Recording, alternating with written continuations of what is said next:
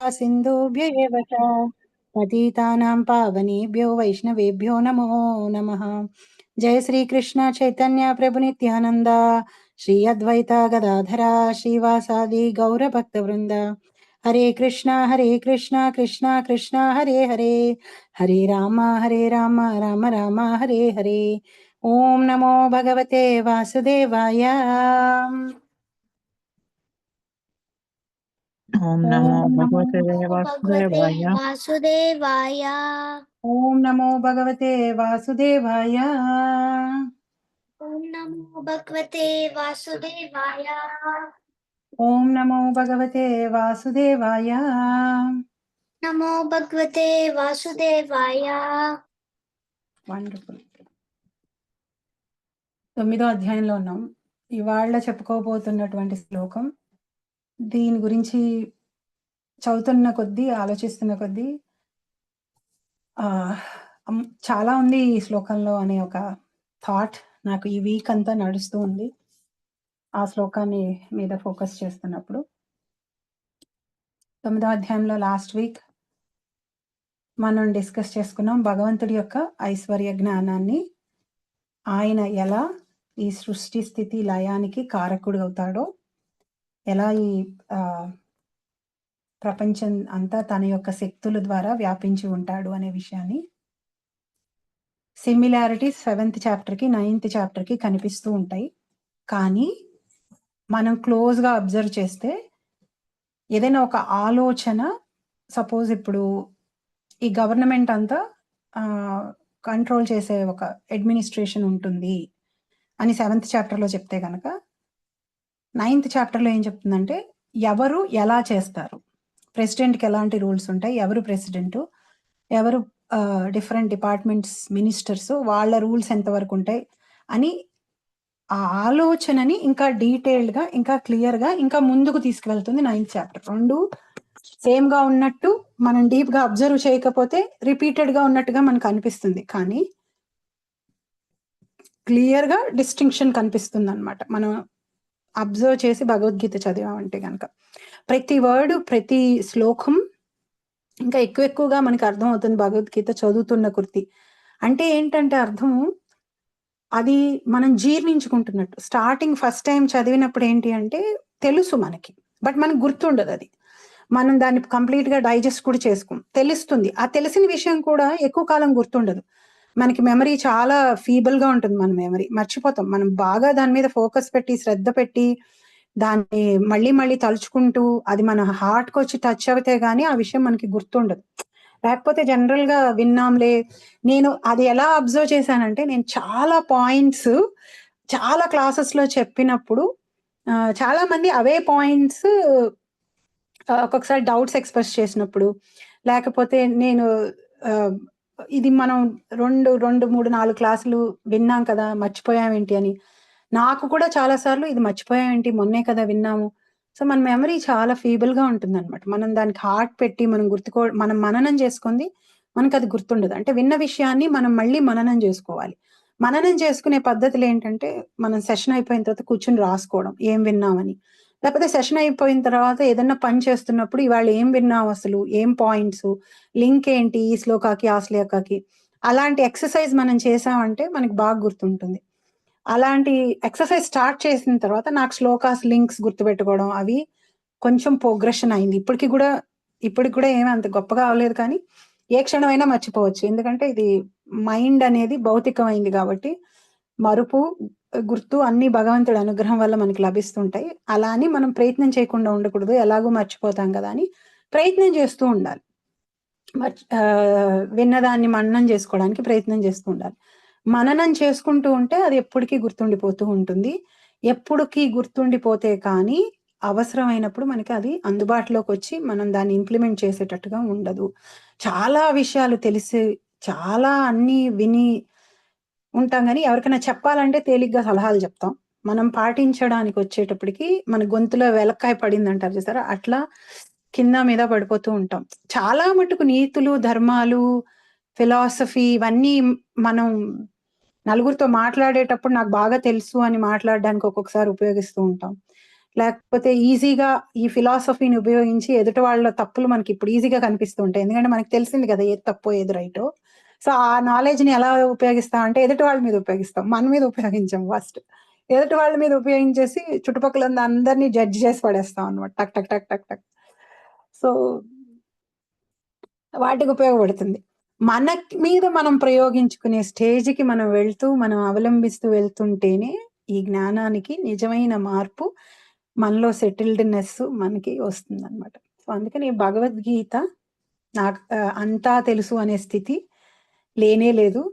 భగవద్గీత నిత్యం చదవవలసిన విషయం, మనకి ప్రాక్టికల్గా జీవితంలో ఉపయోగపడేటువంటి విషయం. ఇవాల్టి శ్లోకం అలాంటిదే. ఒక కాన్వర్జేషన్ లాగా మనం అందరం చేద్దాం. మీలో చాలా మంది రెగ్యులర్గా చదివే వాళ్ళు ఉన్నారు, చాలా స్పిరిచువల్గా ప్రోగ్రెస్ అయిన డివోటీస్ ఉన్నారు.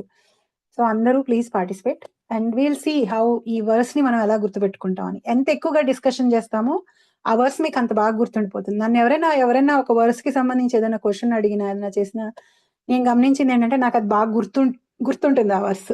ఓకే, వీళ్ళు దీని గురించి అడిగారు అప్పుడెప్పుడు అట్లా. యూజువల్గా నాకు ఒక్కొక్కసారి కొంతమంది పేర్లే గుర్తురావు. సో నా జ్ఞాపక శక్తి ఏమంత గొప్ప జ్ఞాపక శక్తి కాదు, చాలా వీక్. బట్ ఏదైనా ఒకటి దానికి మనం పాయింటర్ పెట్టుకున్నాం అనుకోండి టెక్నిక్స్ గుర్తుపెట్టుకోవడానికి. సో మీ అందరూ కూడా థింక్ చేశారంటే ఈ వర్స్ని ఇంకా బాగా మనం అర్థం చేసుకోగలుగుతాం. 9.6లోకి వెళ్తున్నాం. 9th చాప్టర్ అంతా భగవంతుడు రహస్యాలు చెప్పేస్తున్నాడు, అంటే అన్ని వివరాలు చెప్పేస్తున్నాడు తన గురించి, తను ఏం చేస్తాడు ఏం చేయడు అన్నీ చెప్పేస్తున్నాడు. యథాకాశస్థితో నిత్యం వాయు సర్వత్ర గోమహాన్ తథా సర్వాణి భూతాని మత్స్థానీత్య ఉపధారయా. ఎవరైనా శ్లోక ట్రాన్స్లేషన్ భాష్యం. యథాకాశస్థితో నిత్యం వాయుః సర్వత్ర గోమహాన్ తథా సర్వాణి భూతాని మత్స్యానీత్యుపధారయ. సర్వత్రా వీచునట్టి ప్రచండ వాయువు సర్వదా ఆకాశమునందే స్థితిని కలిగి ఉండునట్లు సృజింపబడిన సమస్త జీవులు నా యందు స్థితిని కలిగి ఉన్నవని గ్రహింపుము. సామాన్య మానవునికి బ్రహ్మాండమైన ఈ భౌతిక సృష్టి భగవానునిపై ఎట్లు ఆధారపడి ఉన్నదో ఊహించుట కష్టము. కానీ మన అవగాహనకు తోడ్పడు ఒక ఉదాహరణను భగవానుడు అందించుచున్నాడు. మనము ఊహించగలిగిన వానిలో ఆకాశము మిక్కిలి విస్తృతమైనది. అట్టి ఆకాశమును వాయువు మిక్కిలి గొప్పదైన సృష్టి. వాయువు ప్రతిదాని చలనమును ప్రభావితము చేయును. ఆ విధముగా వాయువు మిక్కిలి విస్తృతమైనను అది ఆకాశ పరిధిని దాటకుండా ఆకాశమునందే స్థితిని కలిగి ఉండును. అట్లే అద్భుతమైన అన్ని అంతరిక్ష సృష్టులు కూడా శ్రీకృష్ణ భగవానుని దివ్య సంకల్పము చేతనే స్థితిని కలిగి ఉండి అతని సంకల్పమునకు లోబడి వర్తించును. సాధారణముగా చెప్పబడినట్లు దేవాది దేవుని సంకల్పము లేనిదే గడ్డిపోచ అయినదు కదలదు. ఈ విధముగా సర్వమును భగవానుని సంకల్పమును అనుసరించి వర్తించుచున్నది. అతని సంకల్పము చేతనే సర్వము సృష్టింపబడి పోషింపబడి చివరకు లయము చెందును. వాయువు యొక్క కార్యకలాపములకు ఆకాశము అతీతముగా నుండునట్లు భగవానుడు సమస్తమునకు అతీతముగానున్నాడు. తైత్రీయోపనిషత్తునందు యద్భీషాస్మాద్ వాతపవతే, భగవానుని భయము చేతనే వాయువు వీచుచున్నది అని చెప్పబడినది. అట్లే బృహదారణ్యకోపనిషత్తునందు ఏతస్వ వా అక్షరస్య ప్రశాసనే గార్గి సూర్యాచంద్రమసౌ విద్రుతౌ తిష్టత ఏతస్య వా అక్షరస్య ప్రశాసనే గార్గి ద్యావా పృథివ్యౌ విద్రుతే తిష్టతః. దేవాది దేవుని పర్యవేక్షణమున అతని దివ్య శాసనము చేతనే సూర్యుడు చంద్రుడు ఇతరములైన పెద్ద గ్రహములు వాటి కక్షలలో సంచరించుచున్నవని చెప్పబడినది. బ్రహ్మ సంహితనందు కూడా ఇట్లు చెప్పబడినది. యచ్చక్షురేస సవితా సకల గ్రహాణాం రాజా సమస్త సురమూర్తిరశేష తేజ యస్యాజ్ఞయా భ్రమతి సంవృత కాల చక్రో గోవిందమాది పురుషం తమహం భజామి. ఇది సూర్యుని చలన వర్ణనము. సూర్యుడు పరమపురుషుని ఒక నేత్రముగా పరిగణింపబడేననియు మరియు అతడి వేడి వెలుతురులను వ్యాపింపజేయు బ్రహ్మాండమైన శక్తిని కలిగి ఉన్నాడనియూ చెప్పబడినది. అయినను అతడు ఆ గోవిందుని శాసనమునకు దివ్య సంకల్పమునకు లోబడి తనకు నిర్దేశింపబడిన కక్షనందే పరిభ్రమించును. కనుక మనకు భౌతిక సృష్టి అద్భుతముగాను మరియు విస్తృతముగాను కనిపించినను అది దేవాది దేవుని సంపూర్ణ అధీనమునందే నిలిచియుండునని వేదవాంగ్మయమున మనకు నిదర్శనము కనిపించుచున్నది. ఈ అధ్యాయమునందలి రాబో శ్లోకములలో ఈ విషయము మరింతగా వివరింపబడినది. హరే కృష్ణ. హరే కృష్ణ. సో చాలా గమ్మత్తుగా ఉంటుంది ఈ శ్లోక. కానీ ఈ ఎగ్జాంపుల్ గుర్తుపెట్టుకుంటే ఎప్పుడు ఆకాశాన్ని చూసినా, ఎప్పుడు గాలిని చూసినా ఈ విషయాలన్నీ గుర్తుకొస్తాయి. సర్వత్రా వీచినటువంటి ప్రచండ వాయువు సర్వదా ఆకాశమునందినే స్థితిని కలిగి ఉండినట్లు సృజింపబడిన సమస్త జీవులు నాయందే స్థితిని కలిగి ఉన్నవని గ్రహింపుము. ఎవరికైనా ఏమైనా ఫస్ట్ థాట్స్ వచ్చినాయి మతజీ ఈ శ్లోక చదివిన తర్వాత? ఎవరైనా షేర్ చేసుకుంటారా?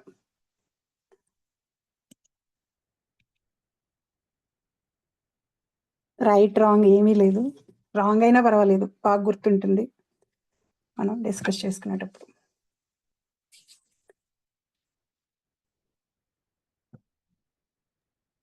Everything is under his control. ఆయన సృష్టించింది అంతా ఆయన చెప్పు చేతల్లో ఉంది.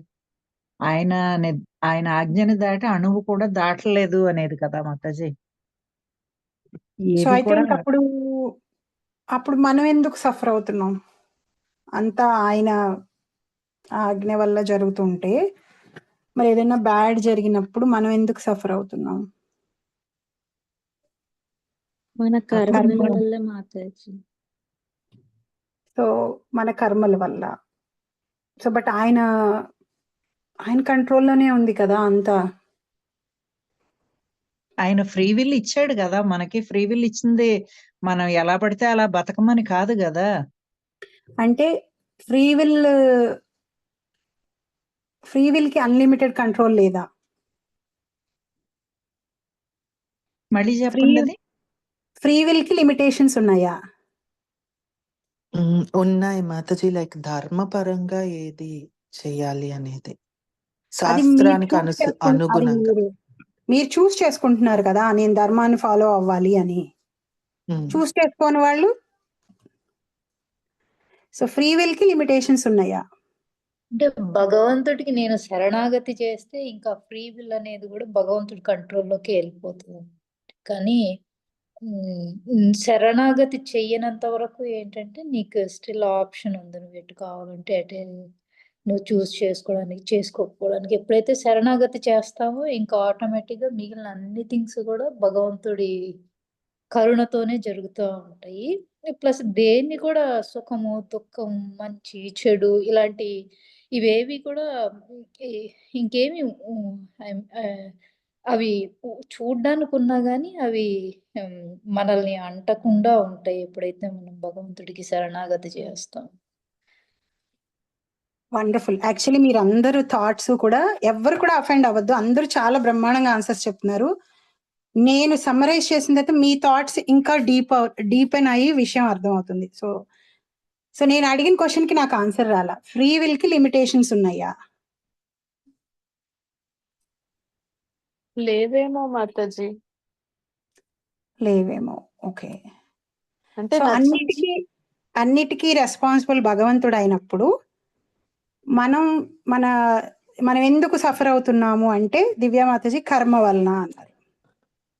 ఓకే. సో మన కర్మ వల్ల మనం సఫర్ అవుతున్నాం. ఆ కర్మలు చేయాలని మనం నిర్ణయించుకుంటున్నాం. సో కానీ భగవంతుడి కంట్రోల్లోనే ఉంది కదా అంతా.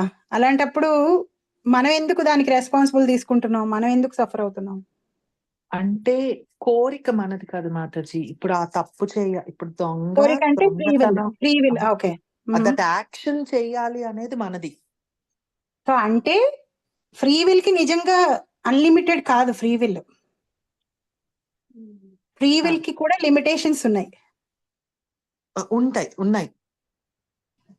ఓకే. బాగా కన్ఫ్యూజ్ చేసేసాను అందరినీ. అంటే కోరిక ఒకటే మనది మాతాజీ. అంటే ఇప్పుడు ఫర్ ఎగ్జాంపుల్ నాకు ఒక $1 బిలియన్ కోరిక మీది. సో కోరిక మీది. సో మీరు ఏది కోరుకున్నా చేయగలరా? చేయలేం. దానికి భగవంతుడే ఇయ్యాలి. ఇప్పుడు ఫర్ ఎగ్జాంపుల్ దొంగ ఉన్నాడు. ఆయన దొంగతనం చెయ్యాలి. ఆయన కోరికుంది. ఆర్ ఆయన ఇది పెట్టుకున్నాడు. నేనిప్పుడు దొంగతనం చేసి నేను అధర్మంగానే డబ్బులు సంపాదించాలి అని. దానికి కూడా భగవంతుడే హెల్ప్ చేస్తున్నాడు. బికాస్ నీ కోరికుంది.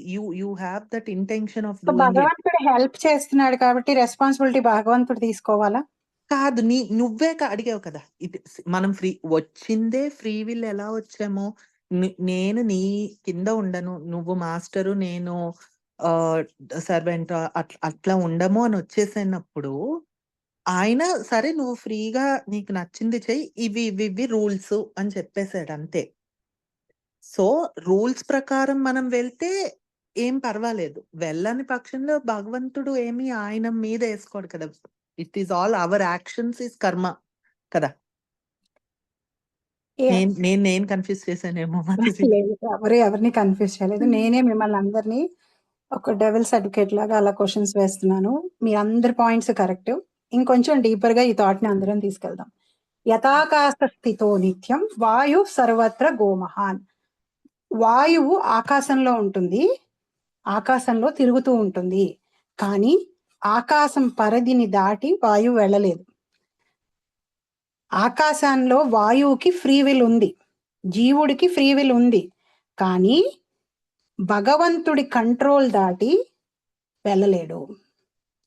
మన ఇష్టం వచ్చినట్టు ఇప్పుడు గాలి ఆకాశాన్ని దాటి వెళ్ళలేదు, కానీ పైకి వెళ్ళాలా, కిందకి వెళ్ళాలా, లెఫ్ట్ సైడ్కి వెళ్ళాలా, రైట్ సైడ్కి వెళ్ళాలా, ఆ డెసిషన్ గాలి తీసుకోవచ్చు. అంటే గాలి యొక్క మూమెంట్ ఆకాశంతో రెస్ట్రిక్ట్ అయింది. ఆకాశం ఎక్కడి వరకు ఉందో అక్కడి వరకే గాలి వెళ్ళగలదు. కానీ ఆ లోపల ఎటువైపు వెళ్ళాలి అనే విషయాన్ని ఆకాశం డిసైడ్ చేయదు. అది గాలి డిసైడ్ చేసుకుంటుంది. నేను పైకి వెళ్తానా, కిందకి వెళ్తానా, లెఫ్ట్ సైడ్కి వెళ్తానా, రైట్ సైడ్కి వెళ్తానా అని. సో ఈ శ్లోకం అర్థం ఏంటంటే, యథాకాశ స్థితో నిత్యం వాయు సర్వత్ర గోమహాన్. ఏ విధంగా అయితే ఆకాశంలో వాయువు ఎటైనా వెళ్ళగలిగేటువంటి స్థితిని ఉంటుందో, కానీ అది ఆకాశంలోనే ఉంటుంది, ఆకాశాన్ని దాటి వెళ్ళలేదన్నమాట. కానీ ఆకాశంలో ఎటైనా వెళ్ళగలదో అలా తథా సర్వాణి భూతాని మత్స్థానీత ఉపధారయ. ఆయన యొక్క అపారమైన కరుణతోటి మనకి ఫ్రీ విల్ ఇచ్చాడు. మనం ఆయన కంట్రోల్ దాటి, ఆయన ఎనర్జీస్ దాటి ఏమీ చేయలేం. ఏ రోజు ఆయన్ని కానీ ఆయన శక్తుల్ని కానీ ఓవర్ పవర్ చేయలేం. మనం ఆయన కంట్రోల్లోనే ఉంటాం. సో మన యాక్షన్స్ అన్ని ఆయన కంట్రోల్లోనే ఉంటాయి, ఆయన అనుమతిస్తాడు. కానీ మనం ఎలా చేయాలి అనే దాన్ని ఆయన ఇన్ఫ్లుయెన్స్ చేయడు. ఎటు వెళ్ళాలి అనే దాన్ని ఆయన ఇన్ఫ్లుయెన్స్ చేయడు. కానీ నేను ఇక్కడ కూర్చొని నేను రైట్ సైడ్ వెళ్తాను అంటే, సరే నేను నిన్ను ఎలా చేస్తాను వెళ్ళు రైట్ సైడ్ అంటాడు. నేను లెఫ్ట్ సైడ్ వెళ్తాను అంటే, సరే ఎలా చేస్తాను వెళ్ళు. కానీ నువ్వు రైట్ సైడే వెళ్ళాలి, నువ్వు లెఫ్ట్ సైడే వెళ్ళాలి, నువ్వు రైట్ సైడ్ వెళ్తే బాగుండు, నువ్వు చెడ్డ పని చేయకపోతే బాగుండు, ఇవేవి ఆయన ఇన్ఫ్లుయెన్స్ చేయడు, ఆయన డిసైడ్ చేయడు. ఇవన్నీ జీవుడు డిసైడ్ చేసుకుంటాడు. మంచి పని చేయాలా, చెడు పని చేయాలా అనేది జీవుడు డిసైడ్ చేసుకుంటాడు. డిసైడ్ చేసుకుని ఆ కోరిన తర్వాత ఆయనకి ఇష్టం ఉన్నా ఇష్టం లేకపోయినా అనుమతిని ఇస్తాడు. ఎందుకని అంటే ఉపధారయ, ఎంతో ఉదారంగా భగవంతుడు మనకి ఆ ఫ్రీ విల్ ఇచ్చాడు కాబట్టి. బట్ స్టిల్ మనం ఎలాంటి వాళ్ళము అంటే, ఆయన అనుగ్రహం లేనిది, ఆయన అనుజ్ఞ లేనిది ఏమీ చేయలేం మనం. అసలు ఆయన శక్తులు లేనిది ఏమీ చేయలేం. సో మనం still we are controlled by him only. Because ఆయనే మనకు ఆ పవర్ ఇవ్వాలి, ఆయనే మనకు ఆ శక్తి ఇవ్వాలి.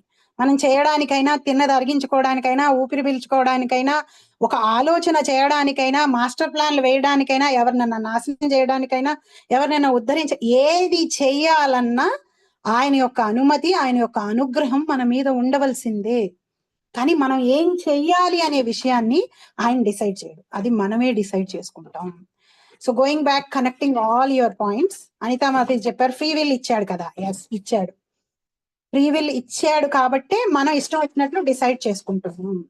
Going back to Sirisha Mataji's point, ఎప్పుడైతే శరణాగతి చేసిస్తామో అప్పుడేం చేస్తాడంటే కంప్లీట్ గా మన గైడ్ అయిపోతాడు. నువ్వు లెఫ్ట్ సైడే వెళ్ళు, రైట్ సైడ్ వెళ్ళకు, రైట్ సైడ్ నీకు ముప్పు ఉంది, అక్కడికి వెళ్ళావంటే నువ్వు ప్రమాదంలో పడతావు, నువ్వు లెఫ్ట్ సైడ్ వెళ్ళు నీకు మంచిది అని గైడెన్స్ మొదలెడతాడు. అప్పుడు వరకు కల్పించుకోడు. శరణాగతి చెయ్యనంత వరకు, పూర్తి శరణాగతి చేయనంత వరకు ఎటు వెళ్ళాలి నువ్వు అనే డెసిషన్ ని ఆయన డిసైడ్ చెయ్యడు. కానీ మనం స్టిల్ ఎటు వెళ్ళినా కానీ ఆయన అనుమతి లేనిది, ఆయన మనల్ని అనుగ్రహించింది ఒక్క అడుగు కూడా మనం ముందుకు వెళ్ళాం. సో ఆకాశంలో వాయువు ఎలా అయితే ఆకాశం పరిధిలోనే ఉంటుందో, మనము మన కర్మలు, మనం వేసే కుప్పిగంతులు, నేను గొప్పవాడిని, నేను నా అంత తెలివైన వాళ్ళు లేరు, నేనే అన్ని సాధిస్తాను అని అనుకునే ఈ ఆలోచనలన్నీ కూడా ఆయన కంట్రోల్లోనే జరుగుతూ ఉంటాయి. తథా సర్వాణి భూతాని మస్తాని ఉపధారయ.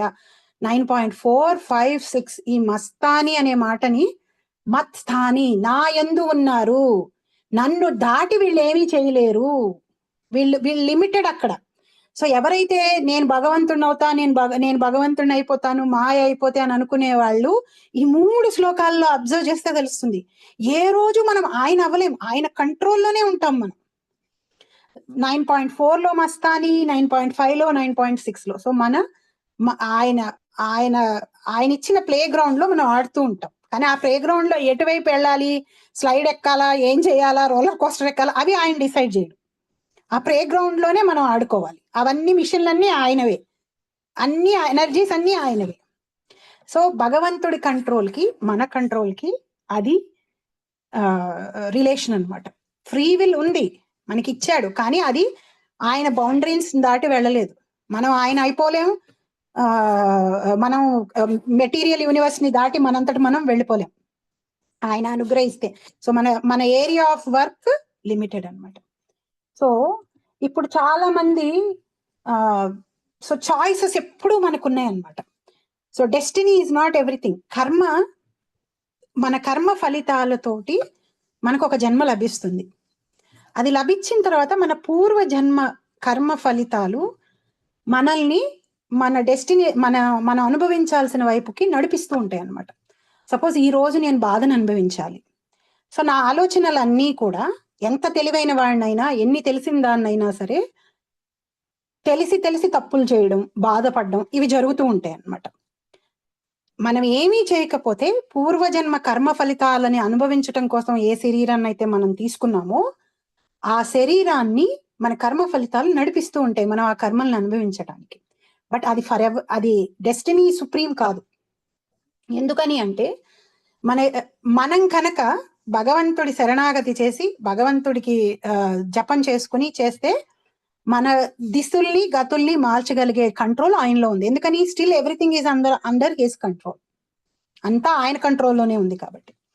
సో మనకి దురదృష్టమో అదృష్టమో పూర్వజన్మ కర్మ ఫలితాల ప్రకారం కొంచెం డార్క్ గా ఉన్న ఫేస్ వచ్చింది అనుకుందాం మనకి. So what ever it is. So ఇంకా జీవితం అంతా కూర్చొని ఏడవక్కర్లా, నేను నల్లగా ఉన్నాను, అందంగా లేను, అందమైన వాళ్ళు బాగున్నారు అని. సో అది పూర్వజన్మ ఫలితంతో మనకు ఒక డార్క్ ఫేస్ వచ్చింది. ఆ ఫేస్ లో ఎలాంటి ఎక్స్ప్రెషన్ ఇస్తాం అనేది చాయిస్ మంది. ఎంత అందంగా ఉన్నా కానీ మొహం చిరాకైన ఎక్స్ప్రెషన్స్ ఇచ్చారంటే ఫస్ట్ చూడడానికి బాగున్నా తర్వాత ఇష్టం ఉండదు. మనం ఎంత డార్క్ గా ఉన్నా కానీ ఎప్పుడు నవ్వుతూ వెల్కమింగ్ గా ఉంటే అసలు మన కలర్ పిక్చర్ లోకి రానే రాదు.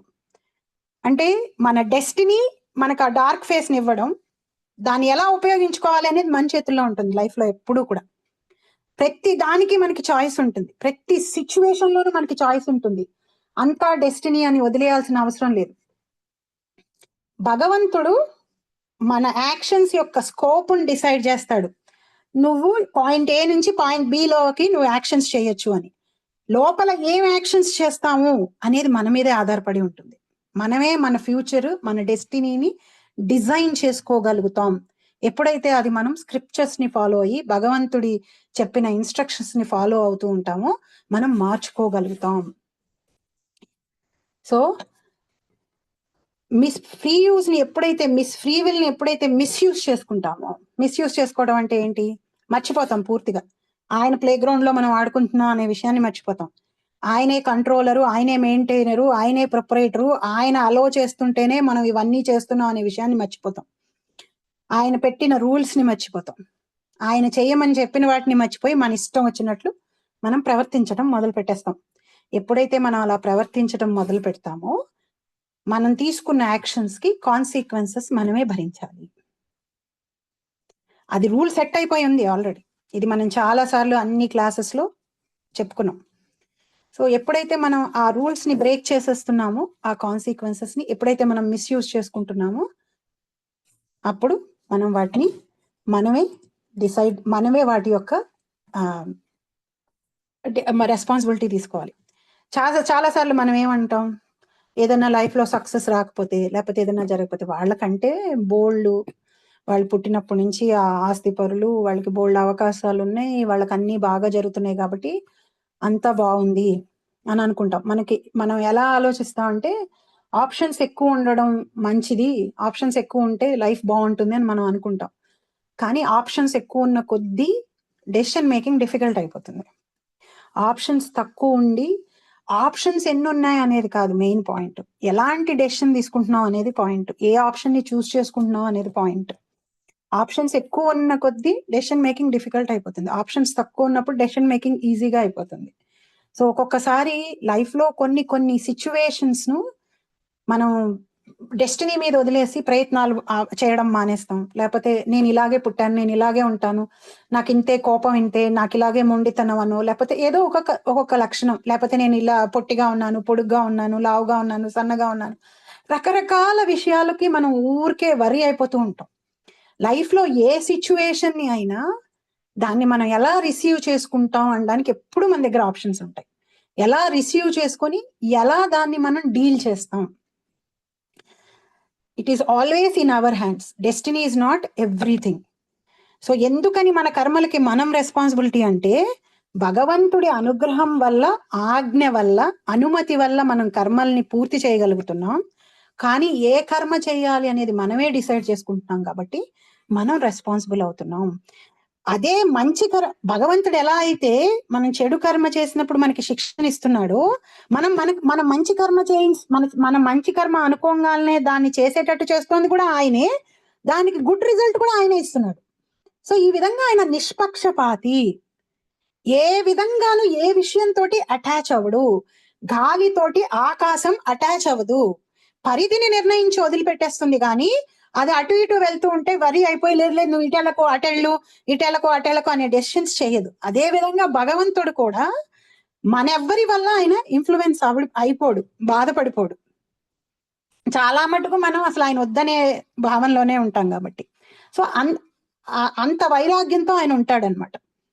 కానీ మనం ఏది కూడా ఆయనకి తెలియకుండా, ఆయన అనుమతించకుండా చేయలేం. సో ఈ శ్లోకం మన స్కోప్ ని భగవంతుడు డిసైడ్ చేస్తాడు, కానీ మన యాక్షన్స్ ని కాదు. భగవంతుడి ప్లే గ్రౌండ్ లో మనం ఆడుకుంటాం అంతే, కానీ ప్లే గ్రౌండ్ మంది కాదు. ఈ మెటీరియల్ యూనివర్స్ ని మనం తయారు చేయలేదు. భూమిని, చెట్లని, వీటిని ఎవరిని మనం ఏది తెచ్చుకోలేదు. వచ్చేటప్పుడు ఎవరికి వాళ్ళ ఓన్ చెట్టునో, వాళ్ళ ఓన్ ఇల్లునో, వాళ్ళ ఏది మనం తెచ్చుకోలేదు అసలు. భగవంతుడి లోకంలోకి మనం వచ్చాం, ఆయన సృష్టించినటువంటి ఈ భౌతిక ప్రపంచంలోకి మనం వచ్చి మిస్యూజ్ చేసుకోవడం మొదలు పెడతాం అనమాట. లేచినప్పటి నుంచి మొదలు పెడుతూ ఉంటాం. విపరీతమైన ఐడెంటిఫికేషన్, నేను ఈ శరీరాన్ని అనే భావనతోటి పూర్వజన్మ వాసనలను మోసుకొని వస్తాం. ఒక శరీరాన్ని నుంచి ఇంకో శరీరానికి వెళ్ళేటప్పుడు మన సూక్ష్మ శరీరం మనతో వస్తూ ఉంటుంది. సూక్ష్మ శరీరంలో ఉండేటువంటివి మైండ్, మనసు, బుద్ధి, అహంకారం. అహంకారం ఏంటి? ఏ శరీరాన్ని తీసుకుంటామో అది నేను అనుకుంటూ ఉంటుంది ఆత్మ. సో ఇవి మనకు వస్తాయి కాబట్టి వీటిని బేస్ అయ్యి మనం ప్రవర్తిస్తూ ఉంటాం. మన పూర్వ జన్మ కర్మలు మనల్ని, మన ఆలోచనల్ని డిసైడ్ చేస్తూ ఉంటాయి. మనం భగవంతుడికి శరణాగతి చేసి జపం చేసుకోకపోతే గనక ఎటువంటి మార్పు ఉండదు జీవితంలో. డెస్టినీ ఎలా డిజైన్ అయ్యిందో అలా వెళ్ళిపోతూ ఉంటుంది అంతే. డెస్టినీలో మంచి ఉంటే మంచి అవుతుంది, డెస్టినీలో చెడు ఉంటే చెడు అయిపోతుంది. ఎప్పుడైతే మనం భగవంతుడికి శరణాగతి చేసి రెగ్యులర్ జపం, అందుకే పొద్దున్న లేచి ఈ రోజు ఏది ఫేస్ చేస్తాం అనేది మనకు తెలియదు.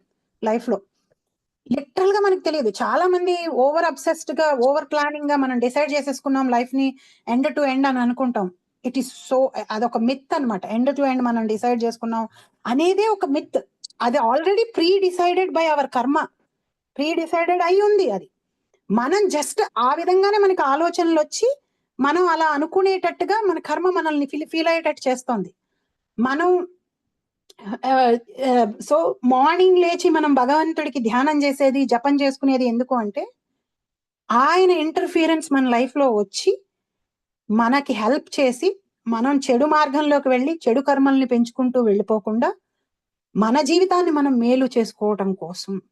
సత్వగుణం చక్కగా ఉంటుంది, మార్నింగ్ సిగ్నల్స్ బాగా ఉంటాయి, జీవుడు తొందరగా అనుగ్రహం, భగవంతుడు దేవతల అనుగ్రహం ఆ టైంలో ఉంటుంది కాబట్టి, రైట్ టైం కాబట్టి ఆ టైంలో మనం జపం చేసుకుని మన రోజుని భగవంతుడితో మొదలుపెట్టి ఆయనతోటి కనెక్షన్ పెట్టుకుంటే రోజులో పడేటువంటి ఛాలెంజెస్ అన్నిటినీ మనం ఫేస్ చేయగలుగుతాం. లేకపోతే ఎప్పుడైతే రివర్సల్స్ వస్తూ ఉంటాయో, దిక్కు తోచక ఏం చేయాలో తెలియక డెస్టినీని తప్పు పట్టాలో, మన యాక్షన్స్ ని తప్పు పట్టాలో, లేకపోతే పక్కన వాళ్ళని తప్పు పట్టాలో తెలియక శోక సముద్రంలో మునిగిపోయి బాధపడుతూ కాలాన్ని గడిపేస్తాం, చేయాల్సింది చేయకుండా. ఎప్పుడైతే ఇది నా కంట్రోల్లో లేదు, నేను చేయగలిగేది చాలా లిమిటెడ్, దీనికి నేను చేయగలిగిందంతా నేను చేసేసాను అన్న తర్వాత మనసుని ధ్యానం వైపుకి, జపం వైపుకి, భగవంతుడి సేవ వైపుకి మలుచుకోవడానికి మన దగ్గర చాలా శక్తి ఉండాలి.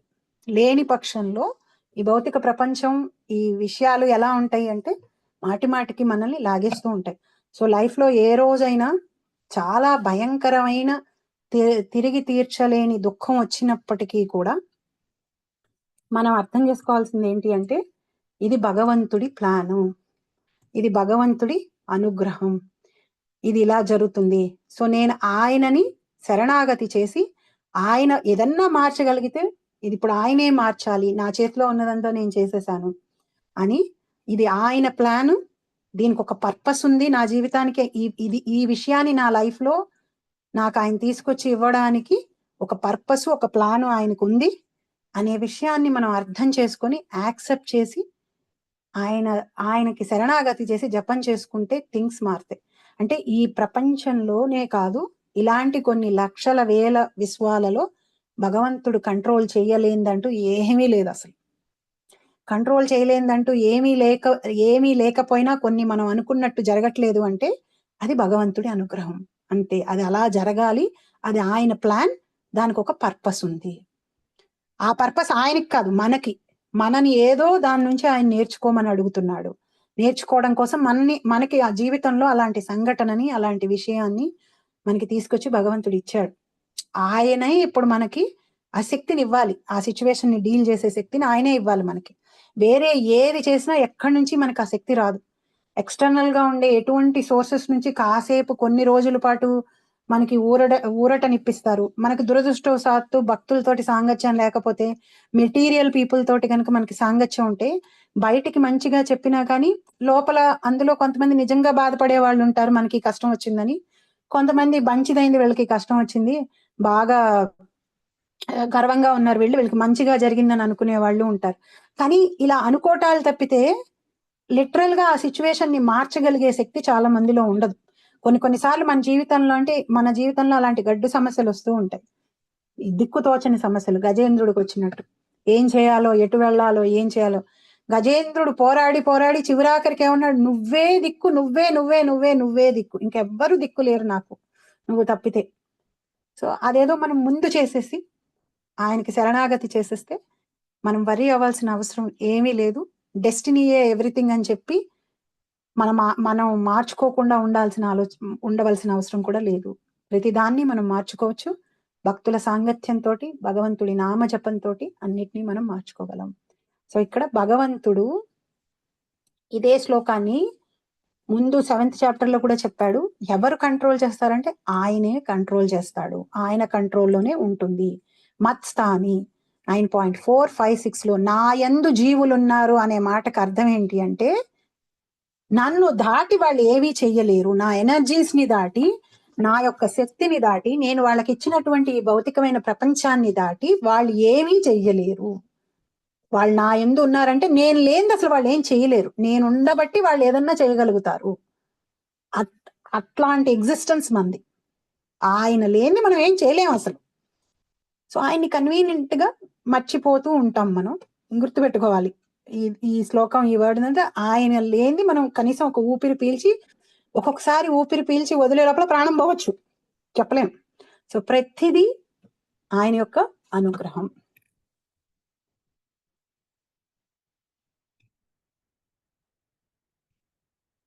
సర్వభూతాని కౌంతేయ ప్రకృతిం యాంతి మామికాం కల్పక్షయే పునస్తాని కల్పాదౌ విసృజామ్యహం. సర్వభూతాని కౌంతేయ ప్రకృతిం యాంతి మామికాం కల్పక్షయే పునస్తాని కల్పాదౌ విసృజామ్యహం. ఓ కౌంతేయ, కల్పాంతమున సకల జీవరాశులు నా ప్రకృతి యందు ప్రవేశించును. మరి ఒక కల్పారంభమున నేనే నా శక్తిచే వాటిని తిరిగి సృజింతును. ఈ భౌతిక సృష్టి యొక్క సృష్టి స్థితి లయములు సంపూర్ణముగా దేవాది దేవుని దివ్య సంకల్పము పైననే పూర్తిగా ఆధారపడి ఉండును. ఇక్కడ కల్పక్షయమునందు అనగా బ్రహ్మదేవుడు మరణించిన పిదప అని అర్థము. బ్రహ్మదేవుడు 100 సంవత్సరములు జీవించును. బ్రహ్మదేవుని ఒక పగలు మన 43,00,00,000 లక్షల భూలోక సంవత్సరములతో సమానమని పరిగణింపబడినది. అతని రాత్రి సమయం కూడా అంతే కాల పరిమాణం గలది. అతని మాసమున అట్టి 30 పగళ్ళును రాత్రులను ఉండగా అతని సంవత్సర కాలంలో 12 అట్టి మాసములుండును. అటువంటి 100 సంవత్సరములు గడిచిన పిమ్మట బ్రహ్మదేవుడు దేహమును త్యజించినప్పుడు ప్రళయం సంభవించును. అనగా మరలా ఈ విశ్వసృష్టి చేయవలసిన అవసరమైనప్పుడు భగవానుని సంకల్పముచే అది తిరిగి ప్రకటితమగును. కనుకనే బహుశ్యాం నేనొక్కడనే అయినను బహురూపములు పొందుదును అని తెలుపబడినది. అతడు ఈ భౌతిక శక్తి యందు వ్యాపించినప్పుడు సమస్త విశ్వము తిరిగి ప్రకటితమగును. కింద అక్కడ శ్లోకాలు అయిపోయింది కదా మాతాజీ? అయిపోయింది మాతాజీ. సో ఇందాకటి శ్లోకాలు డెస్టినీయే అంతా కాదు అని ఏడుస్తూ కూర్చోక్కర్లేదు, నీ భవిష్యత్తును కూడా నాశనం చేసుకోవాల్సిన అవసరం లేదు. డెస్టినీని యాక్సెప్ట్ చేసి భగవంతుడు ఏదన్నా మార్చగలిగితే భగవంతుడే మారుస్తాడనే ఉద్దేశంతో ముందుకు వెళ్ళిపోమన్నాడు. ఈ శ్లోక కొంచెం సిమిలర్ గా 8th చాప్టర్ లో ఒక శ్లోకాకు ఉంటుంది. ఎవరైనా ఆ శ్లోకాన్ని పట్టుకోగలరా?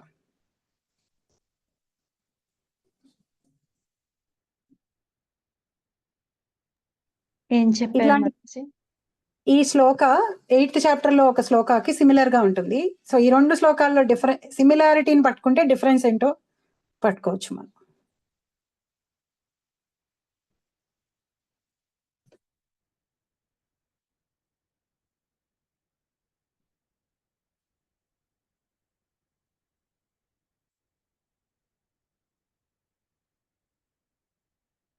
Is it 8.19? ఎస్ మాతాజీ, ఒకసారి ట్రాన్స్లేషన్ చదువుతారా దాన్ని? కరెక్ట్, 8.19. నేను మీనింగ్ రాసుకున్న దాన్ని బట్టి చెప్పాను. ఒక్క నిమిషం మాతాజీ, వెనక్కి వెళ్దాం. వండర్ఫుల్. అయితే మీరు కరెక్ట్ గా రాసుకున్నారు, మనం కరెక్ట్ గా వెళ్తున్నాం.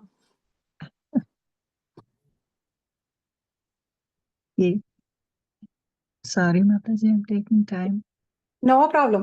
యాక్చువల్లీ ఇట్లా గుర్తుపెట్టుకుంటే మనం విషయాన్ని గుర్తుపెట్టుకుంటామని నేను చెప్పే ఆన్సరు నా దగ్గర ఉంది. బట్ అంటే ఓకే, బ్రహ్మదేవుని పగటి సమయం ఆరంభమైనప్పుడు జీవులందరూ మరల వ్యక్తమగుచు అతని రాత్రి ఆరంభం అయినంతనే వివసులై నశింతురు. ఇప్పుడు ఇందులో ఏం చెప్తున్నాడు 9.7 లో?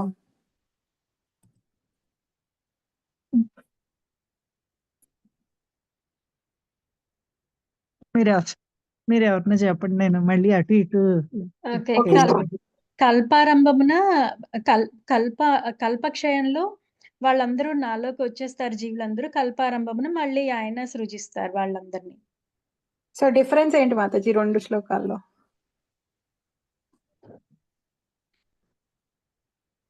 మీరిద్దరు 2 సార్లు చదివారంటే మీరే చెప్పేస్తారు. ఆది నేనే, అంతము నేనే మాతాజీ. ఫస్ట్ దాంట్లోనేమో బ్రహ్మదేవుడిది ఉందండి, సెకండ్ దాంట్లోనేమో ఈయన ఆ, భగవంతుడు ఉంది. అంటే బ్రహ్మ రోజు అయిపోగానే బ్రహ్మతో సహా అందరినీ దేవుడు తనలోకి తీసేసుకుంటాడు.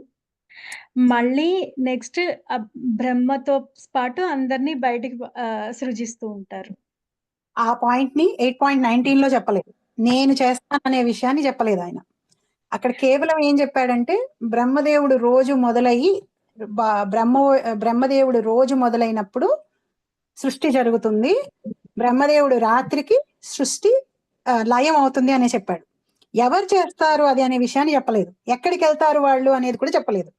అంటే ఇప్పుడు 8.19 లో రెండింటిని కలిపితే ఇలా నేను డిఫరెన్స్ చెప్తున్నాను మీకు.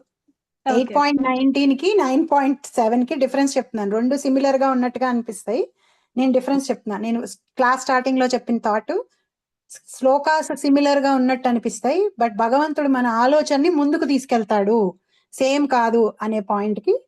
సో ఇక్కడ బ్రహ్మదేవుడి మీద ఫోకస్ ఉండి బ్రహ్మదేవుడి రోజు ఎలా జరుగుతుంది అనే విషయాన్ని చెప్పాడు. బ్రహ్మదేవుడు రోజు స్టార్ట్ అయినప్పుడు సృష్టి జరుగుతుంది, అందరు జీవులు శరీరాలను తీసుకుంటారు, బ్రహ్మదేవుడు రోజు అయిపోగానే లయం జరుగుతుంది అని చెప్పాడు. కానీ ఇది ఎవరు చేస్తారని కానీ, లయం అయిపోయిన తర్వాత ఎక్కడికి వెళ్తారని కానీ, ఎక్కడి నుంచి వస్తారని కానీ ఈ శ్లోకంలో చెప్పలేదు భగవంతుడు. ఆ థాట్ ని 9.7 లో ఎక్స్టెండ్ చేసి అది నేనే అని చెప్తున్నాడు అనమాట.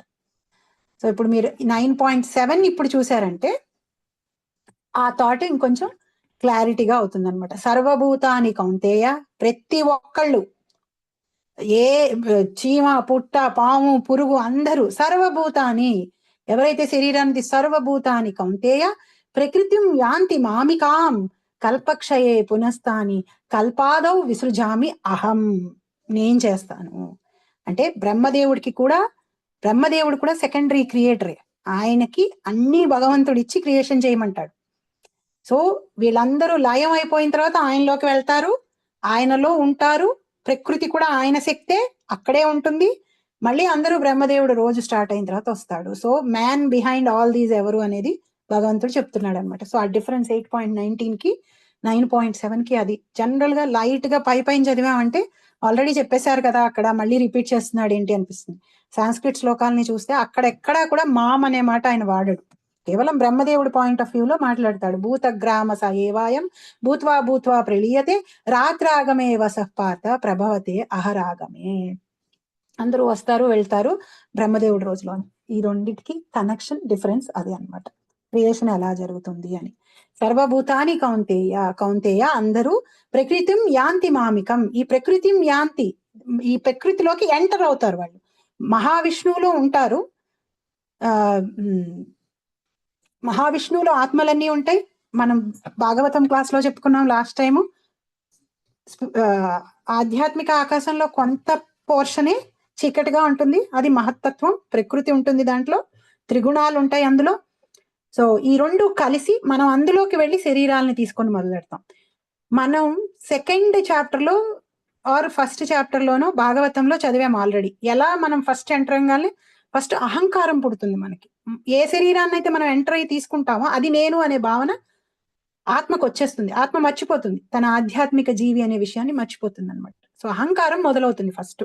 సో చిగురాఖరికి కూడా పోయేది అహంకారమే. ఎప్పుడైతే అహంకారం పోతుందో ఆత్మ తన నిజస్థితిని పొందేస్తుంది, తెలిసిపోతుంది భగవంతుడి యొక్క నిత్యదాసి అని. ఆ అహంకారం పోవడమే చాలా కష్టం, ఎందుకంటే కొన్ని జన్మల నుంచి మిస్ఐడెంటిఫై చేసుకుంటున్నాం మనల్ని. మనం ఏ శరీరం తీసుకుంటామో ఆ శరీరంతో, ఆ శరీరమే మనం అనుకుని ఉంటున్నాం.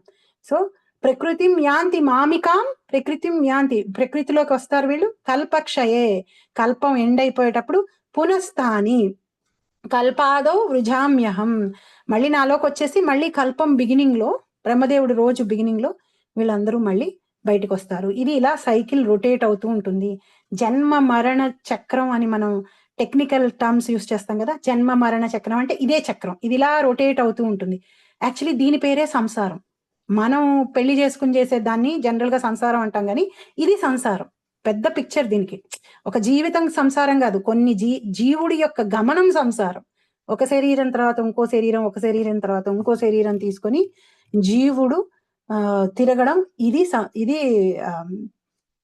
ఇది సంసారం. సో అక్కడ ఫోకస్ బ్రహ్మదేవుడి మీద, ఇక్కడ ఇది ఎవరు చేస్తారు, వెనకాల ఉన్నది ఎవరు అనే దాని మీద ఇక్కడ ఫోకస్ అన్నమాట. సో ఈ డిస్టింక్షన్ తీసుకొస్తే మీకు ఈ రెండు తెలుస్తుంది. ఈసారి భగవద్గీత చదివినప్పుడు సిమిలర్ గా అనిపించినప్పుడు శ్లోకాసు వెళ్ళి డిస్టింక్షన్ ఏంటి అనేది చూస్తారు అని చెప్పి నేనే చెప్పేయకుండా క్వశ్చన్స్ లాగా చెప్తున్నాను అనమాట. సో అందరికీ గుర్తుంటుందని అంతే, ఇందులో వేరే ఉద్దేశం ఏమీ లేదు.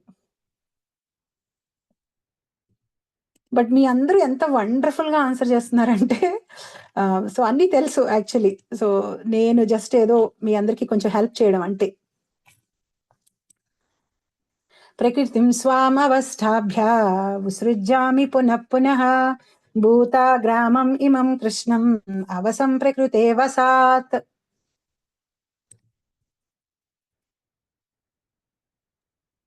ప్రకృతిం స్వామవష్టభ్య విసృజామి పునః పునః భూతగ్రామమిమం కృత్స్నం అవసం ప్రకృతేర్వసాత్. ఈ సమస్త విశ్వము నా ఆధీనమును కలదు.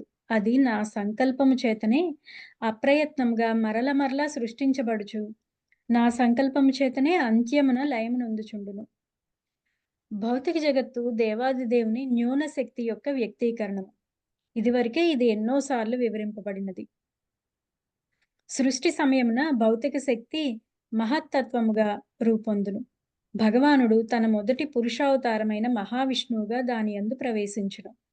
అతడు కారణ సముద్రమును శయనించి తన శ్వాస ద్వారా అసంఖ్యాకములైన విశ్వములను సృష్టించును. దేవాది దేవుడు వాని యందు ద్వితీయ పురుషావతారమైన గర్భోదక సాయి విష్ణువుగా ప్రవేశించును. ప్రతి విశ్వము కూడా ఈ విధంగానే సృజింపబడినది. పిమ్మట భగవానుడు క్షీరోదక సాయి విష్ణువుగా ఆ విశ్వముల యందలి చిన్న కణములతో సహా సర్వమునందును ప్రవేశించును. ఈ విధముగా భగవానుడు అన్నింటి యందును ప్రవేశించుననేది సత్యము ఇక్కడ వివరింపబడినది.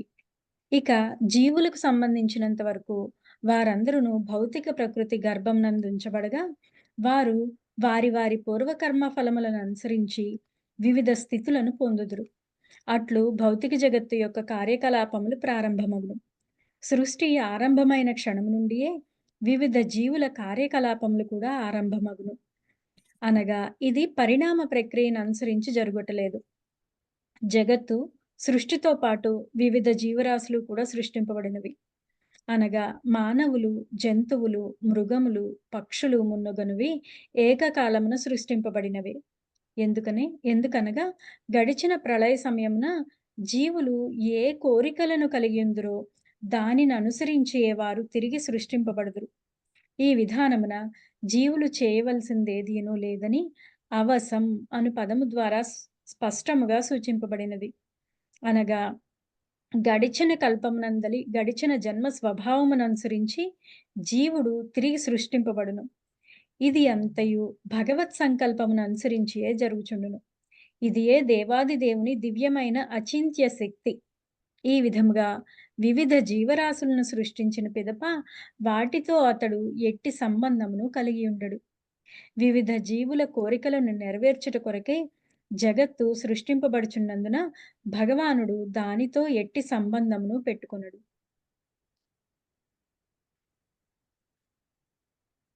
మనం ఎంత హెల్ప్లెస్ ఈ వర్స్ ఇంకా చెప్తుందన్నమాట. అంటే ఇంత భగవంతుడు వెనక నుంచి చేస్తూ ఉంటే మనకి తెలియక మనం చాలా చాలా గ్రౌండ్కి దూరంగా ఎగురుతూ ఉంటాం కదా. సో ఇవి అర్థం చేసుకుంటున్న కొద్దీ మనకి రియాలిటీ సింక్ అవుతున్న కొద్దీ మనం ఎవరిని ఏం చేయాలి లైఫ్లో ఎప్పుడు అనేది దేన్ని మనం ఫిక్స్ చేసుకోవాలి. టెంపరీ ఫిక్సెస్ వైపుకి మనం పరిగెట్టేస్తూ ఉంటాం యాక్చువల్లీ చాలా మటుకు. దానివల్ల ఏం చేస్తామంటే ఇంకా ఎక్కువ ప్రాబ్లమ్స్ ని క్రియేట్ చేసుకుంటూ ఉంటాం. పర్మనెంట్ ఫిక్స్ ఏంటి, పర్మనెంట్ ఫిక్స్ కి ఎలా మనం దానికి కన్విక్షన్ ఎలా రావాలి మనకి మన స్పిరిచువల్ లైఫ్ కి. ఇప్పుడు చాలా మందికి తెలిసినా కానీ దాన్ని అంత సీరియస్ గా ప్రాక్టీస్ చేయలేకపోతుండటానికి కారణం మనకున్న అటాచ్మెంట్స్, మన కుటుంబంతో, మన శరీరంతో, మన ఇంద్రియాలతోటి మనకున్న అటాచ్మెంట్స్. సగానికి సగం మనకి ఏమనిపిస్తుంది అంటే వీటిని ఎంజాయ్ చేస్తుంటే నాకు ఇన్స్టెంట్ గా హ్యాపీనెస్ వస్తుంది కదా, దీన్ని వదిలిపెట్టేసి ఎప్పుడో ఏదో హ్యాపీనెస్ వస్తుందని చెప్పి నేను దేవుడి నామం చెప్పుకోవడం ఎందుకు అని ఒక ఆలోచన ఉంటూ ఉంటుంది మనకి. జనరల్ గా ఇన్స్టెంట్ హ్యాపీనెస్ కి తొందరగా వెళ్ళిపోతూ ఉంటాం అనమాట. లాంగ్ టర్మ్ హ్యాపీనెస్, అసలు ఈ ఈ యాంగ్జైటీస్, టెన్షన్ లేని స్థితికి వెళ్ళాలి అంటే నిజంగా చాలా తెలివైన వాళ్ళు ఆ పని చేయగలరు. ఇప్పుడు పిల్లలు చదువుకునేటప్పుడు తెలివిగల పిల్లలే వాళ్ళకు వస్తున్న అర్జెస్ ని కంట్రోల్ చేసుకుని శ్రద్ధగా చదువుకుని నేను చదువుకుంటే రేపు అన్న రోజున నాకు ఇది ఉపయోగపడుతుంది అని చేయగలుగుతారు. ఆ తెలివి లేని పిల్లలు ఏం చేస్తారు, ఆ ఇన్స్టెంట్ అర్జ్ ఏదైతే ఉంటుందో ఆ టైం కాసేపు గేమ్ ఆడటం, ఆ టైంకి ఆ పని చేసేయడం, అది చేసేసి లాంగ్ టర్మ్ డిసడ్వాంటేజ్ తెచ్చుకుంటూ ఉంటారు. చాలా మంది చేసే ఆ ఇన్స్టెంట్ గ్రాటిఫికేషన్ కోసం పెద్ద పెద్ద తప్పులే చేసేస్తున్నారు ఈ రోజుల్లో చాలా మంది. మనం కోపంలో 4 మాటలు అంటాం కూడా ఆ ఇన్స్టెంట్ గ్రాటిఫికేషన్, ఇమ్మీడియట్ గా గ్రాటిఫికేషన్ వచ్చేస్తుంది. వాళ్ళు 4 మాటలు అనేసి 4 తిట్లు తిట్టేశానంటే నా వాళ్ళని హర్ట్ చేశానంటే నా అహం సాటిస్ఫై అయిపోతుంది. సో అవన్నీ అన్ఇంటెలిజెంట్ పనులు, అవన్నీ తెలివి తక్కువ పనులు. ఎందుకంటే లాంగ్ టర్మ్ ఆలోచించకుండా చేస్తూ ఉంటాం కాబట్టి. సో ఈ శ్లోకం ఎంత కంట్రోల్ భగవంతుడిది ఉంది, అసలు భగవంతుడి మ్యాగ్నానిమిటీ ఏమిటి అనేది చెప్తోంది అనమాట. ప్రకృతిం స్వాం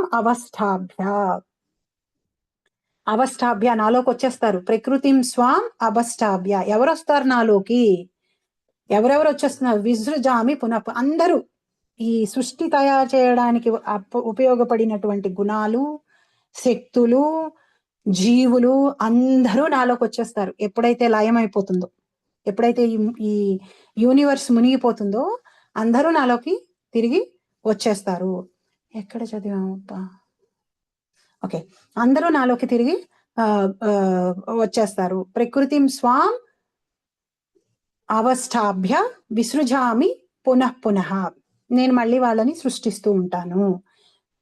బ్రహ్మదేవుడు రోజు మొదలవంగానే, పొగలు మొదలవంగానే సృష్టిస్తూ ఉంటాను. సో మార్కండేయ ఋషి చిరంజీవి అని అంటూ ఉంటారు కదా. మార్కండేయ ఋషి కేవలం బతికింది 7 బ్రహ్మ రోజులు మాత్రమే. ఒక్కడే ఉంటాడనమాట ఆ కారణ సముద్రంలో. బెంబేలు ఎత్తిపోతాడు, భయపడిపోతాడు. అప్పుడే వటపత్ర సాయి రూపంలో భగవంతుడు వస్తాడు. 7 రోజులే ఉంటాడు. ఆయన ఏం శాశ్వతంగా చిరంజీవి లాగా చనిపోకుండా ఉండడు. ఆ తర్వాత శరీరాన్ని వదిలిపెట్టేసి వెళ్ళిపోతాడు అనమాట. సో జగన్నాథపురి అక్కడ ఉండేటువంటి ఒక మర్రి చెట్టు మీద అదొక్కటే లయం అవ్వకుండా ఉంటుంది అని జగన్నాథుడి క్షేత్ర చరిత్రలో చెప్తారనమాట. సో మన కంట్రోల్ ఎలా అంటే, మనం ఎంత లిమిటెడ్ అంటే ఒకసారి ఆలోచించండి. మన శరీరాన్ని దాటి మన కంట్రోల్ ఉండదు. యాక్చువల్లీ మన field of action 13th chapter లో క్షేత్ర అంటే, నీకు ఒక ప్లే గ్రౌండ్ ఇచ్చాను ఆడుకోవడానికంటే, మన శరీరం మన ప్లే గ్రౌండ్, మన మైండ్, మన ఇంటెలిజెన్స్, వీటిని బట్టే మనం ప్లే చేయగలం, వీటిని బట్టే మనం ప్లాన్స్ వేయగలం, వీటిని బట్టే మనం ఏమన్నా చేయగలం. మన శక్తులు కానీ, మనం కొంతమంది పరిగెట్టగలుగుతారు, కొంతమంది నడవగలుగుతారు, కొంతమంది కూర్చొని కూడా కూర్చోలేకపోతారు. సో ఇవన్నీ ఈ రెస్ట్రిక్షన్స్ అన్ని మనకి ఎట్లా వచ్చేస్తున్నాయి? మనకు ఒక ఫీల్డ్ ఇచ్చేయబడింది. మనకేమి అన్లిమిటెడ్ పవర్స్, మనం ఏదనుకుంటే అది అట్లా లేదు, అసలు ఒక రెస్ట్రిక్షన్ ఇచ్చేసి పడింది అనమాట. సో ఇక్కడ భగవంతుడు ఏమంటున్నాడు? విసృజామి పునః విసృజామి, నేనే మళ్ళీ వీళ్ళందరినీ సృష్టిస్తాను. బ్రహ్మదేవుడి రోజు భూతగ్రామం ఇమం కృష్ణం, అన్ని భూతాలు అంటే అన్ని రకాలు దేవతలు, అప్సరసలు, గంధర్వులు, కిన్నెరలు, కింపురుషులు, మనుషులు, జంతువులు అందరినీ నేనే సృష్టిస్తా. అసలు ఈ విశ్వాన్నే నేనే సృష్టిస్తా. హోల్ కాస్మిక్ మేనిఫెస్టేషన్ నా వల్ల వస్తుంది. అవసం ప్రకృతేర్వసాత్, అవసం ఎవ్వరూ కూడా ఈ సృష్టి లయం అయిపోవడానికి వీలు లేదని అనటానికి లేదు. నేను ఇప్పుడు ఈ సృష్టికి బ్రహ్మదేవుడిలా ఉన్నాను, అట్లా ఎట్లా నువ్వు ఈ సృష్టిని మునిపించేస్తావు అని బ్రహ్మదేవుడు అంటానికి లేదు. 100th డే అయిపోయిన తర్వాత 101 డేకి ఈ సృష్టి ఉండదు, ఈ విశ్వం ఉండదు. బ్రహ్మదేవుడి చేతిలో అసలు కంట్రోలే ఉండదు. అలా నేను 100 రోజులు ఈ యూనివర్స్ కి బ్రహ్మ దేవుడిగా వర్క్ చేశాను, నేను ఇంద్రుడిగా ఉన్నాను, అట్లా ఈ సృష్టిని ముంచేస్తాము, నేనేదో చేసేసి ఈ సృష్టిని ఈ విశ్వాన్ని ఆపేస్తాను, ఈ యూనివర్స్ ని ఆపేస్తాను అని అంటానికి లేదు. అవసం, హెల్ప్లెస్లీ, అసలు ఏ విధమైన వశం అంటే కంట్రోల్, వశం చేసుకున్నాం అంటారు కదా, వశం అంటే కంట్రోల్. అవసం అసలు కంట్రోలే లేదయ్యా, ఎవరికి కంట్రోల్ లేదు. అందరూ వెళ్ళిపోతారు ఆయనలోకి. వెళ్ళి మళ్ళీ సృష్టి జరిగేటప్పుడు, ఇప్పుడు సపోజ్ ఎండ్ అయిపోయింది యూనివర్స్, ఇప్పుడు వెళ్ళిపోయాం. ఇప్పుడు మీ అందరికీ ఈ క్వశ్చన్ మాతాజీ, సపోజ్ నేను చాలా పాపాలు చేస్తున్నాను, మీలో ఎవరో దేవతలంత పుణ్యాలు చేస్తున్నారు. ఇప్పుడు మనం వెళ్ళిపోయాం కదా, యూనివర్స్ మునిగిపోయింది. ఇప్పుడు మళ్ళీ యూనివర్స్ అయినప్పుడు నేను ఎలా పుడతాను, మీరు ఎలా పుడతారు?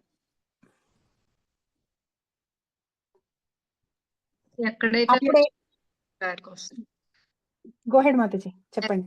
ఆపేసాము, దాన్ని క్యారీ ఫార్వర్డ్ చేసుకుని బ్యాక్ వస్తుంది. మన కర్మను అనుసరించి మనకు ఒక బాడీ దేవుడు డిసైడ్ చేసి ఇచ్చేస్తాడు కదా మాతాజీ.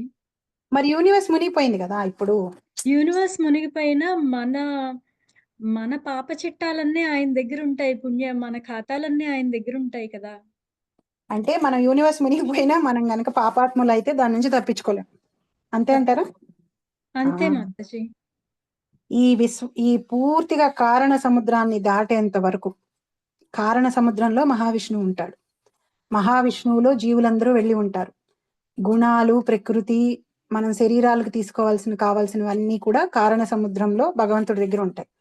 కారణ సముద్రాన్ని మళ్ళీ దాటేంత వరకు మన సూక్ష్మ శరీరం పోదు. అంటే మన మనసు, మన బుద్ధి, అహంకారం ఇవి పోవు. మన కర్మ ఫలితాలు పోవు. మనం చేసిన పాప పుణ్య కర్మ ఫలితాలు. ఇప్పుడు చెప్పండి, ఒక్కొక్కసారి మనం అనుభవించేవి మనకి చాలా అన్జస్టిఫైడ్ గా అనిపిస్తూ ఉంటాయి. నీ జన్మలో ఎంత బాగా మంచి చేశాను అని. క్రితం యూనివర్స్ లో చేసిన పాపాన్ని కూడా ఈ యూనివర్స్ లో మనం అనుభవించవలసిందే. భగవంతుడికి శరణాగతి చేయకపోతే లాస్ ఆఫ్ కర్మ అంత స్ట్రిక్ట్ గా, అంత చక్కగా పనిచేస్తాయి. ఆ కారణ సముద్రాన్ని దాటేంత వరకు కర్మని వదలలేము. మనం పూర్తిగా నాశనం చేసేసుకోవాలి. అంటే మన జపం అసలు మనం ఈ జన్మలో చేసిన కర్మలు పోగొట్టుకోవడానికే సరిపోదు. మనం కాస్త జపం చేయంగానే అబ్బో చాలా చేసేసానులే, ఇంతకంటే చేస్తే వేస్ట్, ఎక్కువ అయిపోతుంది, నేను ఈ రోజే సన్యాసి అయిపోతానేమో అనుకుంటాం. కొన్ని జన్మలు, కొన్ని కోట్ల జన్మల నుంచి మూట కట్టుకొని మోసుకొని తిరుగుతున్నాం మనం, మన పాప కర్మల్ని, మన పుణ్యకర్మల్ని. భక్తి ఏమో పెంచుకోవట్లేదు, సీరియస్ అవ్వట్లేదు మనం. వాటి నుంచి మనం తప్పించుకోలేం. విశ్వం మునిగిపోయిన మళ్ళీ విశ్వం తయారైనప్పుడు నేను చీమలాగా పుట్టాలంటే నేను చీమలాగానే పుడతా. నేను దేవుడిలాగా పుట్టాలి అంటే దేవుడిగానే పుడతా. దేవతలాగా పుట్టాలంటే దేవుడిగానే పుడతాను. సో అవన్నీ ఇంటాక్ట్ గా ఉంటాయి. ఏ కంట్రోల్ లేదు మనకి. మన దగ్గర ఉన్న కంట్రోల్లో మనం శరణాగతి చేసి భగవంతుడి నామాన్ని గట్టిగా పట్టుకొని ఆయన ఆయన ఆయన కథలను వింటూ ఆయన చాలా సింపుల్ గా ఇచ్చాడు. మళ్ళీ పోనీ నిజంగా మనం మాన్యువల్ గా ఈ లోకంలో కూడా అంత ఈజీగా ఎవరిని ఫర్గివ్ చేయం మనం. టార్చర్ వాళ్ళు ఎవరైనా మనల్ని టార్చర్ చేసినా, మనల్ని ఇగ్నోర్ చేసినా, ఇప్పుడు సపోజ్ నేనే ఒకళ్ళ జీవితానికి కారణమై ఉన్నాను అనుకోండి, వాళ్ళు తింటోంది, పడుకుంటోంది, ఉంటుంది, ఇల్లు అన్ని నావే అనుకోండి, అన్ని నేనే చేస్తూ వాళ్ళు నన్ను కనుక ఏమాత్రం గౌరవించకుండా, లెక్క చేయకుండా, నేను వాళ్ళ ఇంట్లో ఉన్నా సరే నన్ను పట్టించుకోకుండా వాళ్ళకి అన్ని పనులు చేస్తున్నా కానీ ఎంత కోపం వచ్చేస్తుంది మనకి. ఒక్కసారిగా అవన్నీ తీసి అవతల పడేయాలి, వీళ్ళకి అసలు ఏమీ లేకుండా చేయాలని అనిపిస్తూ ఉంటుంది. కానీ భగవంతుడు అలా చేయడు. చూడండి ఎంత కరుణామయుడు చూడండి. అన్ని అట్లా మనకి అన్ని అలా సమకూరుస్తూనే ఉంటాడు. ఏదో ఒక రోజు వీళ్ళు నా వైపు తిరుగుతారు, ఏదో ఒక రోజు వీళ్ళు నన్ను ప్రేమించడం మొదలెడతారు, నాకు శరణాగతి చేస్తారు అని ప్రాసెస్ ని ఎంత ఈజీ చేసేసాడు చూడండి. నామం చెప్పుకో, నా గురించి విను, నా లీలల్ని చెప్పుకో చాలు, నేను నిన్ను ఈ సంసార సాగరాన్ని నుంచి కారణ సముద్రాన్ని దాటించేస్తాను అంటే, మనమేమో లీలలు వింటూ కృష్ణుడు గోపికల లవ్ స్టోరీ ఏంటి అని ఆలోచిస్తాం. లేకపోతే మరీ చెప్తారు కానీ కొండనెత్తుతాడా అంటాం. రాముడేంటి అమ్మవారిని అడవులు ఏదేదో లొసుగులు ఎతుకుతూ ఉంటాం.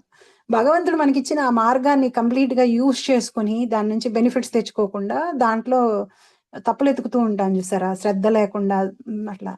సో మనం ఎంత ఈ విషయాన్ని, ఈ సీరియస్నెస్ ని, ఈ హ్యూమన్ ఫార్మ్ లైఫ్ ని అర్థం చేసుకొని జపం చేసి భగవంతుడి మనకి ఈజీగా మనం ఈ ఈ సంసారం నుంచి బయటపడిపోవడానికి మార్గం కలియుగంలో నామజపం, భగవంతుడి గురించి వినడం, భగవంతుడి గురించి చెప్పుకోవడం, భగవంతుడి గురించి చర్చించడం. సో ఇవన్నీ నేను చేస్తాను కానీ భగవంతుడు ఏమంటున్నాడంటే నేనే మొత్తం చేస్తాను, ఇవన్నీ నేనే చేస్తాను కానీ ఇవేమీ నన్ను అంటుకోవు, నేను వీటికి అటాచ్డ్ గా ఉండను. ఈ ఒక్క విశ్వంలోనే కాదు, అన్ని విశ్వాల్లో ఆయనే చేస్తాడు.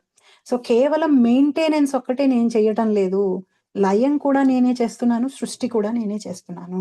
అన్నీ నేనే, అన్నిటికీ కారణం నేనే, సృష్టి స్థితి లయలకి కారణం నేనే. ఇది ఇప్పుడు మనం సుఖదేవ గోస్వామి ప్రేయర్స్ తో కనెక్ట్ చేసుకుంటే, సుఖదేవ గోస్వామి అదే కదా చెప్పాడు మొన్న లాస్ట్ వీక్ సండే క్లాస్ లో మనం విన్నాం కదా. ఎవరైతే సృష్టి స్థితిలకి లయలకి కారణం అయ్యాడో ఆయనకి నేను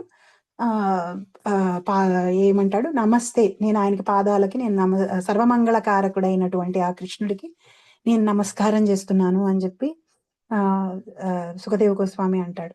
ఇక్కడ భగవంతుడు తను ఏమేమి చేస్తాడు, ఎలా చేస్తాడు, సో 4, 5, 6 లో తను ఎలా ఈ సృష్టిని సృష్టి స్థితి లయ, స్థితి కారకుడు తను ఎలాగో, ఇది ఇలా ఉండడానికి కారకుడు ఎలాగో చెప్తూ ఇంకొంచెం ఫర్దర్ గా లయకారకుడు ఎలాగా, సృష్టికర్త ఎలా అనే విషయాలన్నిటిని కూడా భగవంతుడు చెప్పాడు. తర్వాత శ్లోకాల్లో ఇన్ని చేస్తున్నా కానీ వీటన్నిటికీ నేను అంటి పెట్టుకోను అనే విషయాన్ని చెప్పుకుంటూ ఇంకా ఎక్కువ డీటెయిల్స్ తన గురించి ఇస్తూ ఇవన్నీ ప్రకృతి జీవులు కలిస్తే ఈ సృష్టి అయింది కదా, ఈ ప్రకృతి ఎవరి ఆధీనంలో ఉంటుంది, ఈ జీవులు, ఇంకా ఎక్కువ డీటెయిల్స్ వాళ్ళందరి గురించి నెక్స్ట్ శ్లోకాల్లో భగవంతుడు ఇస్తాడు. 9.9 నుంచి మనం చెప్పుకుందాం.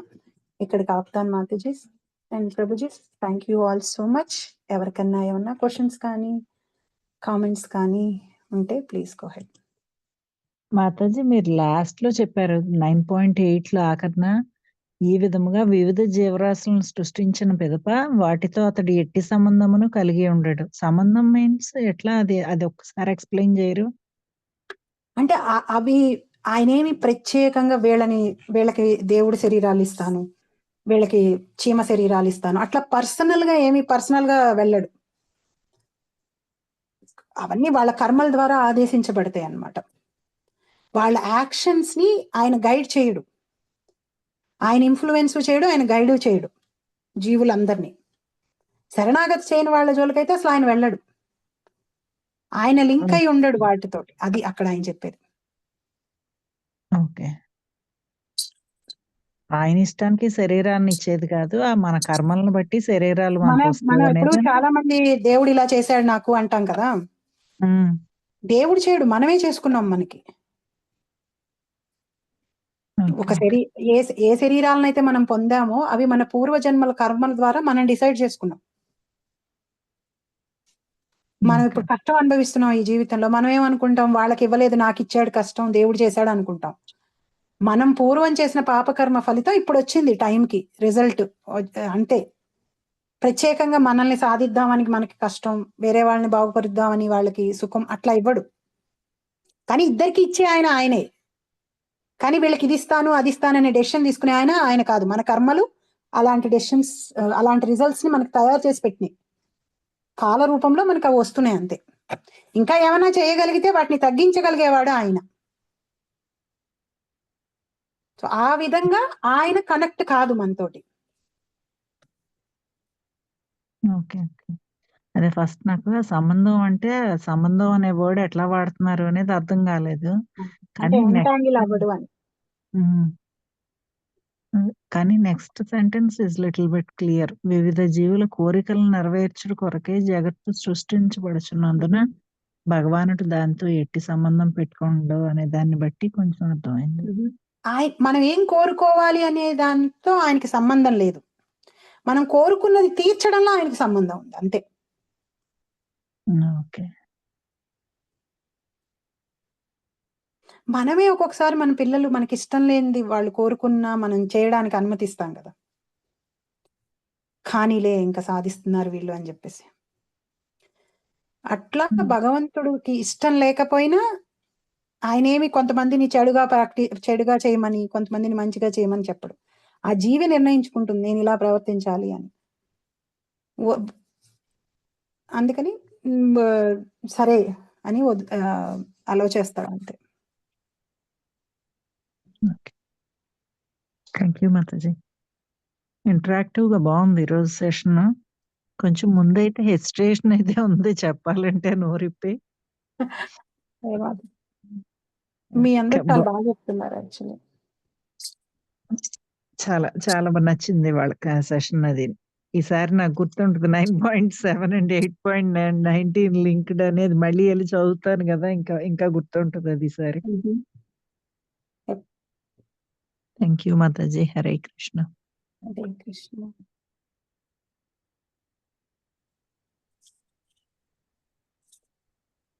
1 ఇయర్ నాకు ఇవాళ క్లాస్‌లో ఒకటేంటంటే ఒక పాయింట్ అది ప్రతిదానికి ఒక హద్దు ఉంటది. ఆ హద్దు కిందనే మనం మన యాక్షన్స్‌ని గాని ఏవైనా చేయగలుగుతాము. అది దాటైతే మనం వెళ్ళడానికి ఉండదు. పైనుంచి కంట్రోల్ చేసేస్తాడు.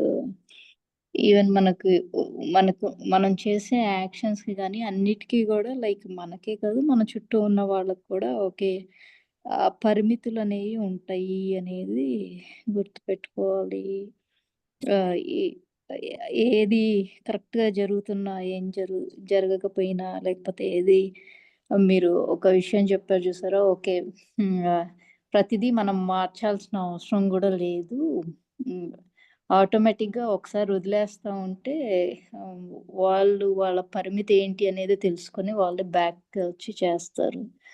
అందుకని మేబీ భగవంతుడు కూడా మనకు ఆ ఫ్రీ విల్ ఇచ్చాడేమో. ఓకే, నువ్వు నీ హద్దుల్లో ఉండి నువ్వు చేసేయి, కరెక్ట్గా చెయ్యి, లేకపోతే నీకు ఉంటుంది అని చెప్పినట్లు అనిపించింది. ప్లస్ ఇంకొకటి కూడా ఏ ఏ ఒక్కటి మనకి మనం ఇప్పుడు చూస్తుంది లేదంటే మన పరిమితిలో ఉన్నదానికే కాదు, మనం కాన్సిక్వెన్సెస్ మనం ఇంతకు ముందు మనం ఏం చేసాం అనేది మనకి గుర్తుండకపోయినా మనం వాటిని క్యారీ చేసి వాటి కాన్సిక్వెన్సెస్ అనేవి మనం పే బ్యాక్ చేస్తున్నాము. సో అది కూడా గ్రేస్ఫుల్గా మనం తీసుకొని మూవ్ ఆన్ అవుతూ ఉండాలి. అంటే ఏదో ఒక రోజైతే మనం దాన్ని పే ఆఫ్ చేసేసేయాలి కాబట్టి it's better to pay of now, లేదంటే ఎప్పుడో ఒకసారి మళ్ళీ చేయాల్సి వస్తుంది. పే బ్యాక్ చేసేటప్పుడు పే బ్యాక్ చేస్తున్నామే అని బాధపడే బదులు భగవంతుడి పాదాలు పట్టుకుంటే పే బ్యాక్ ఈజీ అవుతుంది, పే బ్యాక్ తొందరగా అయిపోతుంది, ఒక్కొక్కసారి పే బ్యాక్ పెయిన్లెస్ అయిపోతుంది. అది మీరు మంచి వర్డ్ యూజ్ చేశారు కాబట్టి నేను దాన్ని వాడుకుని మీకు ఎగ్జాంపుల్స్ చెప్తున్నాను అనమాట. సో అవునండి, అదే ఇవాళ చాలా పాయింట్స్. ప్లస్ ఇంకొకటి అంటే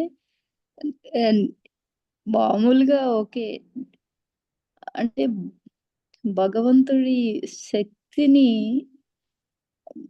మనం తెలుసుకోగలిగితే అంటే మనం ఆయన శక్తిమంతుడు అనేది మనం యాక్సెప్టెన్స్ మనం రియలైజ్ అయితే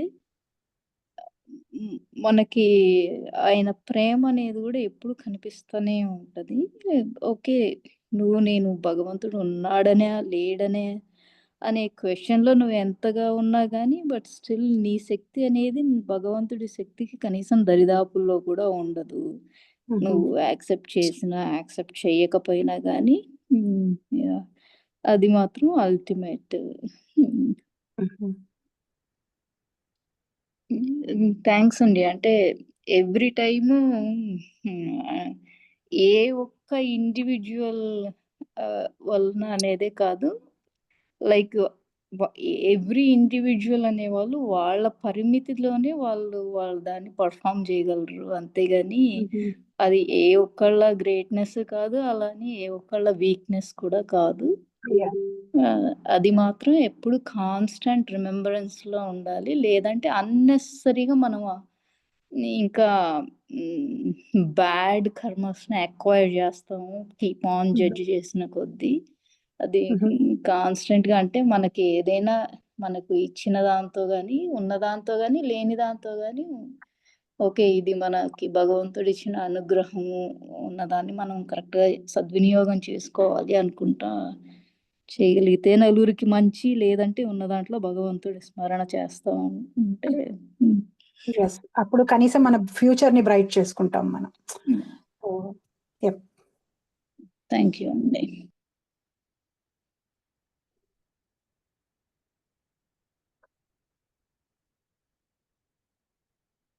థ్యాంక్ యూ మాతాజీ.